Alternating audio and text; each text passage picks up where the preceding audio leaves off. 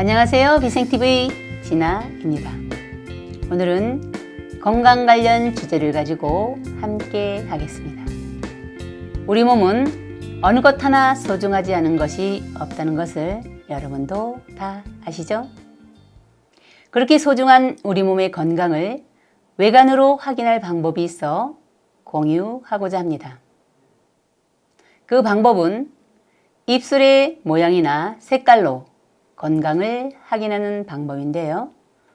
여러분들이 검색을 통해 알 수 있는 정보와 빛의 생명나무에서 준비한 내용으로 여러분 스스로 건강을 점검해 보실 수 있도록 안내하겠습니다. 지금부터 입술 모양과 건강은 어떤 관계가 있는지 살펴드리겠습니다. 동양의학을 통해 밝혀진 내용을 보면 입술은 특정 장부의 기능을 나타내고 있어 모양이나 색깔, 윤택성 등으로 건강 상태를 알아볼 수 있는데요. 입술을 통해 비장과 소장, 간 그리고 생식기의 기능과 문제점을 알 수 있기 때문입니다. 유독 빨갛거나 검붉은 입술, 또 핏기가 없어 창백한 입술, 그리고 남보다 유독 까슬까슬한 입술과 입술 표면은 우리 몸의 건강과 직결되며 입술 상태를 꼼꼼히 살피는 것만으로도 건강을 챙기는 데 큰 도움이 됩니다.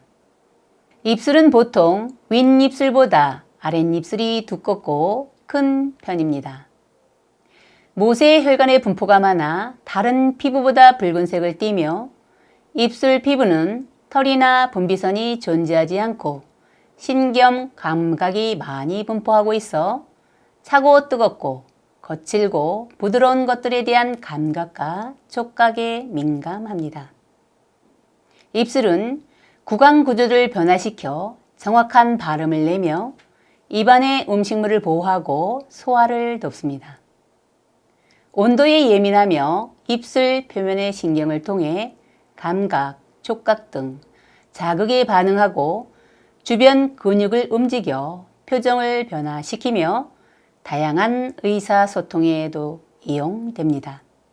특히 촉각은 가족들과의 애정 표현과 이성 간의 애정 표현에 매우 큰 역할을 합니다. 피곤할 때마다 입술에 생기는 물집은 헤르페스 바이러스라는 단순 포진인데요. 저도 이 질환으로 곤혹스러울 때가 종종 있습니다. 이는 입술 표피에 감염된 피부 질환으로 한 번 감염이 되면 완치가 거의 불가능하며 바이러스가 감각신경에 잠복하고 있다가 스트레스나 수면 부족이나 피로가 누적되면 자극을 받아 질환이 재발합니다. 대부분 헤르페스 바이러스 감염은 치료가 필요하지 않고 질병 주변을 깨끗이 닦고 건조하게 유지하는 것만으로도 자연 치유될 수 있으며 또 야채, 과일을 통한 다량의 비타민 섭취와 휴식을 취하며 잠을 푹 자는 것이 좋습니다. 겨울철은 건조한 공기와 찬 바람으로 입술이 트기 쉬워 곤혹스러운 분들 많을 텐데요. 일반적으로 한방에서는 입술색이 하얗거나 푸르면 몸이 찬 기운이 많다고 보며 혈액의 흐름이 막히거나 혈의 부족으로 봅니다. 입술색이 누르스름하면 비장의 허실로 보고 입술색이 붉다면 음기와 혈액이 부족하여 진액대사가 잘 안 된다고 봅니다. 또 입술이 파르르 떨리면 차가운 기운으로 풍사가 온 것으로 여기고 입술이 마르고 윤기가 안 나면 남자의 경우는 정액 부족으로 정력이 약하다고 보며 여성의 경우 혈 부족과 냉대하가 심하고 자궁이 건조하다고 봅니다. 남자의 입술이 붉으면 음주와 여색을 즐기는 주색으로 보며 여자의 경우는 과식을 하거나 건강에 좋지 않은 음식을 섭취한 것으로 봅니다. 입술 주위에 염증이 생기거나 가려움증이 생기면 폐장과 이장의 허실로 보며 입술 안쪽에 백색 궤양이 생기면 비장과 위장의 손상이나 과로 및 스트레스로 인한 기의 허실로 봅니다.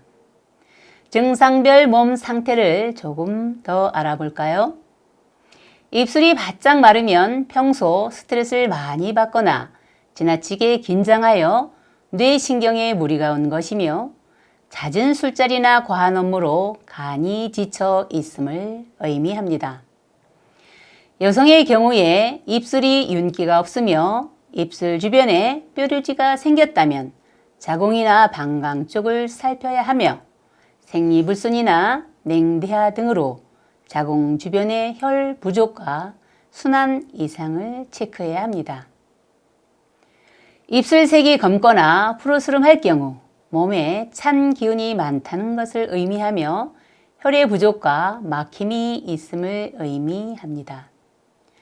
입술에 물집이 생기거나 부어오를 때는 피곤함으로 비장이 약해지고 저항력이 낮아져 몸 안에 바이러스가 활동하는 경우입니다. 저도 추운 겨울과 건조한 계절에는 입술이 잘 트고 갈라지는데요. 위장에 열이 많을 때 입술이 트고 거칠어지는 경우가 그렇습니다. 특히 스트레스를 많이 받았다면 상태가 더욱 심해지고 증세가 오래 갑니다. 지금까지는 여러분들이 종종 접할 수 있는 한의학 상식에서 본 건강과 입술의 연관성을 말씀드렸는데요. 지금부터는 빛의 생명나무에서 준비한 건강과 입술의 연관성에 대한 말씀을 드리겠습니다. 입이 큰 사람은 많이 먹어야 건강하며 입이 작은 사람에 비해 살이 잘 찌지 않고 입이 큰 사람은 적게 먹으면 혈 부족 현상으로 속이 좋지 않을 때 나타나는 양명두통이 발생합니다.